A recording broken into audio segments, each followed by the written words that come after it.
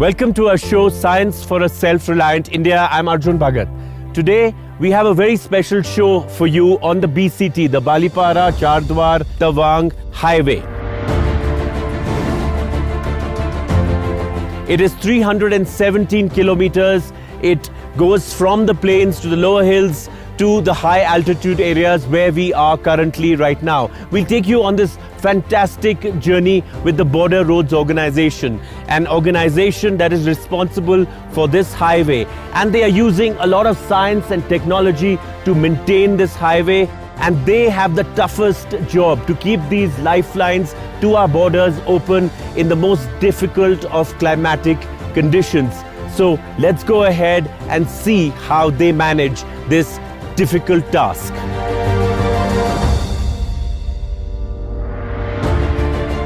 This road is of very major significance to us, not only for moving the troops, but also for the civilian population movement in this sector, because this is the main artery in the western Arunachal Pradesh. And two major tunnels are also being made on this road, that is Nichipu Tunnel as well as the Sela Tunnel. Sela Tunnel is being constructed at a height of approximately 13,000 feet and above, and so is Nichipu Tunnel, which is of course at lesser height, but these two tunnels will reduce the movement of the troops drastically on this axis. In our previous episode on Science for a Self-Reliant India, we took a close look at the under-construction Sela Tunnel project at a height of over 13,000 feet amidst frigid conditions.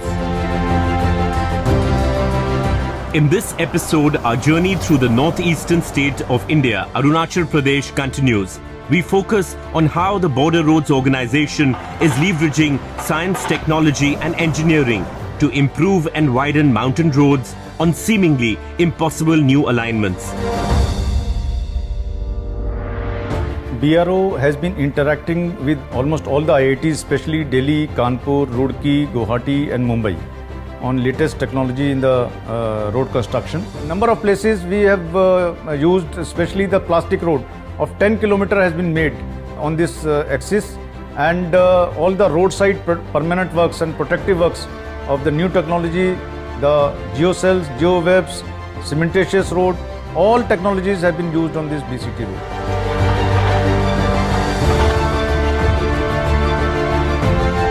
We look at new environmentally friendly techniques such as slope stabilization, debris barriers on towering cliffs, and application of new materials like interlocking cement bricks for high altitude snow battered roads. These initiatives go a long way in realizing India's mission of an Atmanirbhar Bharat, of not only creating strategic infrastructure but providing jobs and propelling India towards further economic empowerment.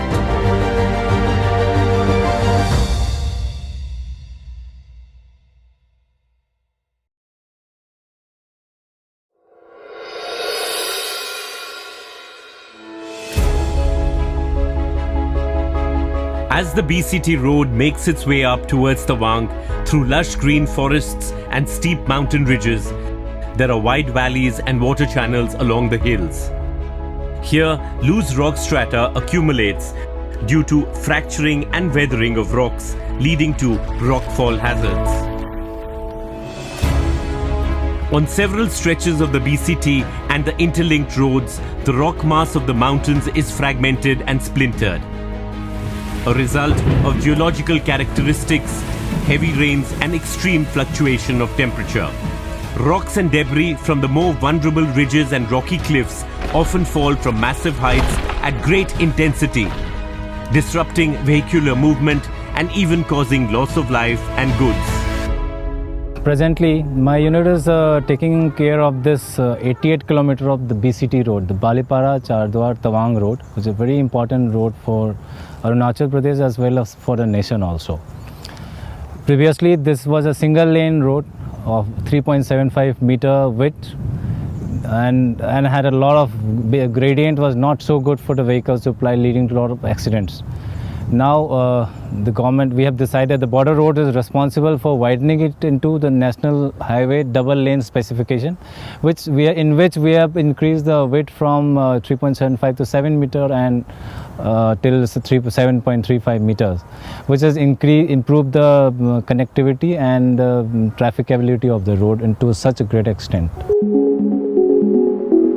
Conventional methods like breast walls and retaining walls to arrest rock falls are not very effective and give way sooner or later. By leveraging new techniques and technology, the BRO engineers reached out to scientists of the Indian Institute of Technology, Bombay, to develop indigenous debris flow barriers suitable for the eastern Himalayan rock strata. We use this technique where we have fragile mountain slope, especially the fractured soil strata. The rock over here is of poor quality, and there are chances that during monsoons, when the water percolates inside these rocks, there are chances of triggering of the slides. The scientists of IIT Bombay surveyed and studied these mountainous terrains minutely for rockfall hazards, after which they came up with the debris flow barrier technique, in which special steel grid wire meshes are installed on top of the vulnerable sites to contain the debris from falling off directly onto the roads.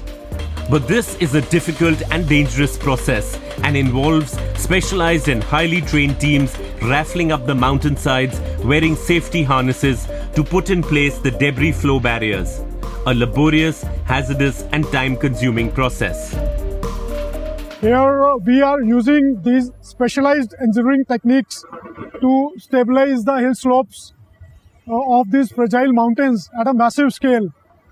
As you can see behind me, there are individuals who have climbed up, and these are specially trained individuals. Special training is imparted to them. They climb up on the hill slope and then they carry out the drilling using these machines, jackhammers. After drilling, they use the CT bolts, continuously threaded bolts. These bolts are drilled into the hill slope, and then the steel grid wire mesh is laid over the top of the complete hill slope. These steel grid wire meshes are then fixed using these CT bolts.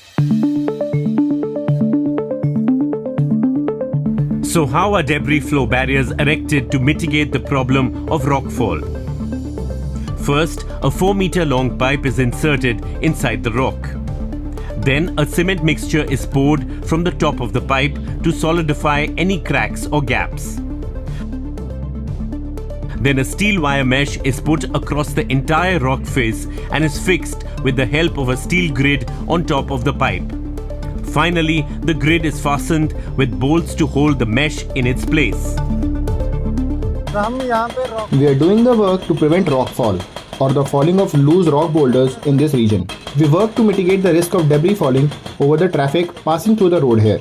The mesh that we are installing here prevents the rock to fall off directly on the road.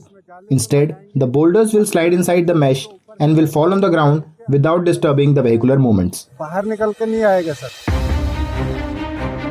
In spite of environmental constraints and the risk of life involved in working on loose vertical cliffs, the specially trained personnel of the Border Roads Organization and its contractors are working relentlessly to make our roads safer by putting in place these large ring nets and double-twisted hexagonal meshes to secure mountain cliffs.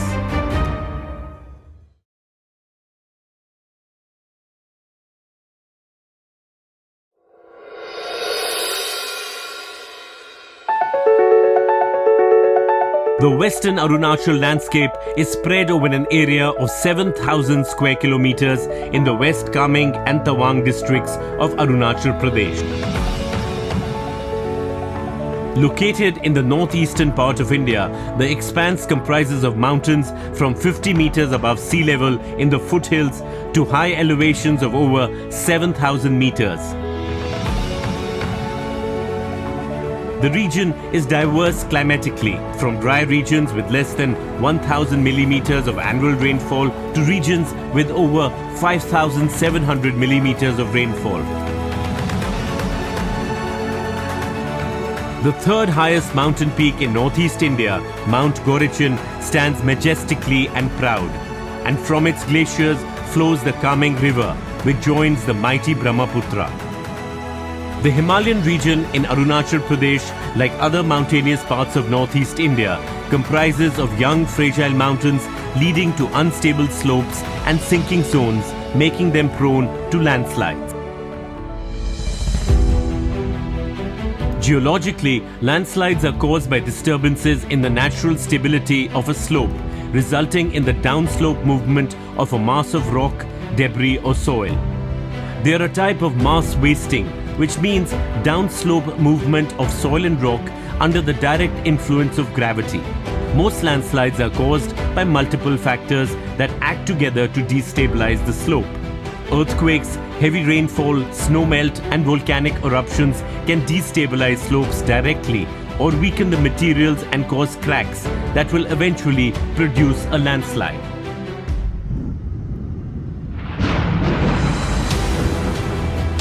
In recent years, a major cause for landslides in mountain terrains has been human activities, from deforestation, cultivation, road construction or widening, construction vibrations from machinery, among others.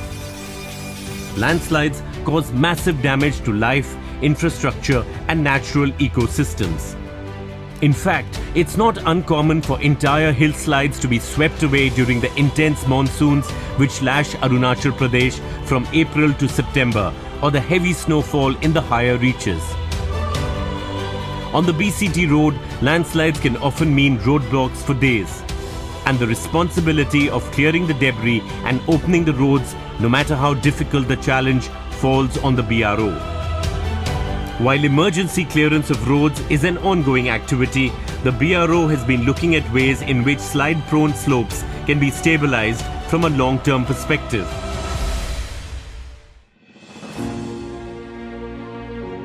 BRO engineers and geological experts are working to find long-term solutions to secure and stabilize mountainsides where landslide reoccurrence is frequent. So the process of identifying landslide-prone stretches is currently being undertaken. The idea is to move away from traditional techniques like simple wall reinforcements to modern techniques of slope conservation. Essentially, it's a combination of studying the contours of the slope, its gradients, its ecological compositions, then using new materials and supports, and combining that with an ecological approach of planting fast-growing grasses and shrubs to secure the area. The importance of modern techniques of controlling landslides cannot be overstated. After all, India has some 30% of its landmass covered in mountains, and many areas are prone to landslides, causing devastating loss of life and infrastructure. To see for ourselves how the slopes on the BCT highway are being reinforced, we make our way to Sangay, some 200 kilometers on the BCT road. This fragile hillside has been prone to landslides for years. In fact, an army transit camp above it was under threat of being swept away from a landslide. So the entire wedge of the slope at Sangay started sliding as the soil's cohesive and shear strength structure had weakened. A major reason of landslides is the weight and the intensity of water draining through the slope, also called pore water pressure. This is the pressure of groundwater held within a soil or rock in gaps between the pores. The action of water and gravity makes for a potent mix, destabilizing the factor of safety or FOS of a slope. Presently we are at location kilometer 209 at BCT road, which is the main access to Tawang. So we are standing at slide point Sangay. This area is known for slides since 2013, and it has been a major choke point in this BCT road. So conventional methodology has not been successful in this area. So we have adopted slope stabilization technique here. The hill face needed to be stabilized using state-of-the-art technological solutions. In order to provide a long-term solution to this serious problem, consultation services of the Indian Institute of Technology, Guwahati were obtained. The purpose of slope stabilization techniques is to increase the factor of safety of a slope to a level that is considered adequate. It is done by stabilizing the soil by enhancing its mechanical properties using various supports. They include pre-stressed anchors like rock bolts, geosynthetic reinforcement coupled with water drainage, where the water drains are used to reduce water entry and to control the groundwater level. We have used geomats, 3-dimensional geomats for controlling erosion in the soil. And it is embedded with steel wire meshes, and it is embedded with 32 mm dia rock bolts, so that the failure of slope is prevented. One of the advantages of geomats is that they are easy to install and in all weather conditions. Let's see how this technique is implemented on the slope. The first step is site preparation, where existing vegetation, rocks and debris are removed from the slope. Geomats are placed down the slope's length. Then the anchors are placed to hold the geomat on the slope with wire meshes. After this, biotic soil media is hydraulically applied over the entire slope. We have used biotic soil media, which is used for the growth of grass, so that the soil, the roots get stable and the soil gets stable, and it prevents soil erosion. So we have hydraulically applied this biotic soil media, which is a combination of fungi and humic acid and seaweeds. So it imparts nutrients to the grass and helps in faster growth of grass. The Sanghi slide point has now been secured and stabilized. This massive slope is slowly but surely coming back to life with the efforts of the BRO. In the next few years, it will be entirely covered with vegetation. It now serves as a wonderful example of how science and technology can help save our ecosystems and at the same time help in the development of our country.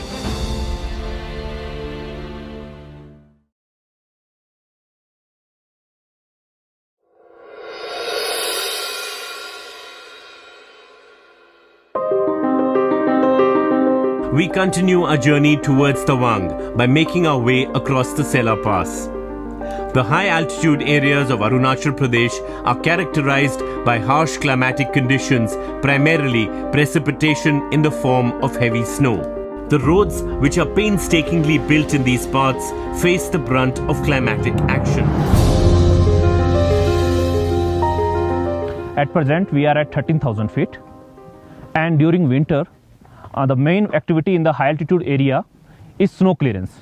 Snow clearance can be done manually and mechanically. So here we are doing manually. De-icing is more difficult than snow clearance.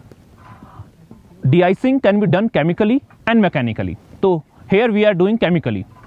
The most commonly used chemical for the de-icing is common salt. It is sodium chloride.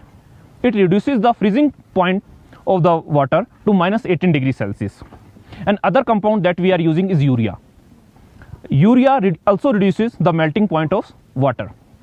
It is environmental friendly and its effect is longer. And we can also use inert material, that is sand. One of the many challenges that the BRO faces in constructing and maintaining these roads is material. Construction of roads traditionally requires large quantities of stone aggregates, sand, bitumen, and heavy machinery for construction and transportation of material. Arranging these materials and logistics for transportation in frigid sub-zero temperatures is truly a Herculean effort. Stone aggregates, which are used in making the base of the road, are particularly difficult to procure in large quantities.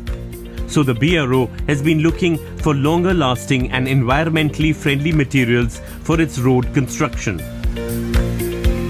Our main issue in the entire project AOR, as well as if you say entire northeast area, is the lack of aggregate which is required for your blacktopping and the lower layers. So for that we are now using new technologies in terms of using cementitious base, wherein all the layers below the blacktop are reduced, and you can use the local soil along with cement and some admixtures to do the lower layers, and thereafter even the top layer, the blacktop layer thickness also reduced, so the quantity of aggregate which you are using gets reduced to quite an extent. Cementitious base is a type of soil cement, a mixture of native soils and manufactured aggregates with measured amounts of cement and water that hardens after compaction and curing to form a strong, durable, frost-resistant paving material.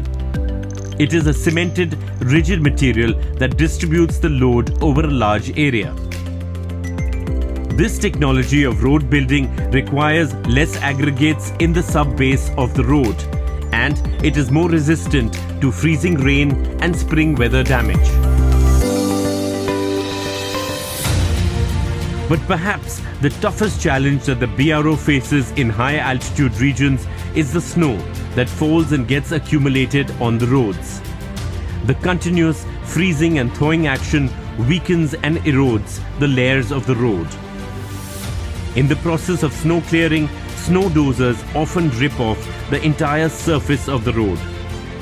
To overcome this, the BRO is leveraging a relatively new technology for road construction using ILCBs, or interlinked concrete blocks, in high altitude areas.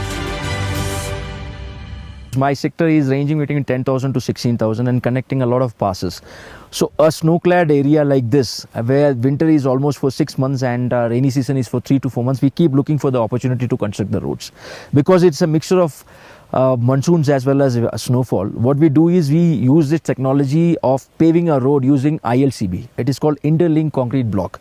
So it actually is very helpful because the heavy movement, vehicle movement of the army as well as the dozer movement is easy on this kind of pavements. Second thing, the snow melts down very easily. So that is one thing which we are adopting. The construction method using ILCBs are gaining in popularity.